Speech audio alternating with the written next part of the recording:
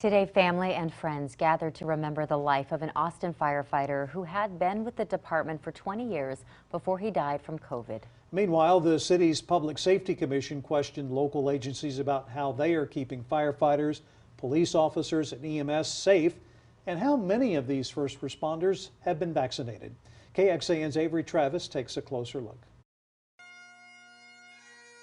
With a job as dangerous as fighting fires, Michael Glenn knows loss. A lot of those hazards are things that you can see and feel and touch and hear. He says the unseen threat of COVID-19 has hit the state's firefighters hard. According to the state association, 11 across Texas have died. Several in the last week and a half to 2 weeks. One of those, Austin Fire's own Rod Kelly.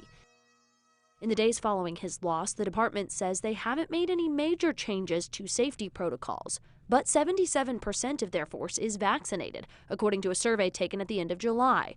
For EMS personnel, that number is up to 91%. Meanwhile, a representative with the Austin Police Department told the Public Safety Commission on Tuesday night only around 50% of their force was likely vaccinated. They don't have an exact number. Police agencies across the country are generally vaccinated at a less robust rate than fire and EMS. And I think that some of that has to do with the fact that fire and EMS are more considered medical care providers. I think it actually raises a reasonable question about whether or not Austin peace officers are keeping the public safe. Glenn with the State Firefighters Association says they're encouraging public safety personnel to take precautions regardless of mandates or requirements, To make sure that we're taking care of ourselves and at the same time providing protection to the public that we deal with. Avery Travis, KXAN News.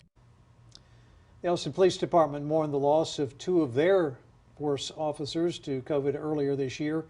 A representative told the commission tonight they do not believe those two were vaccinated.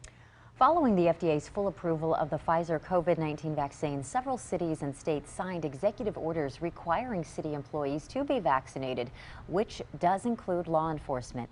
Tulsa, Chicago, Seattle, Syracuse, and the entire state of Oregon are just some of the places mandating these. All are also facing legal battles.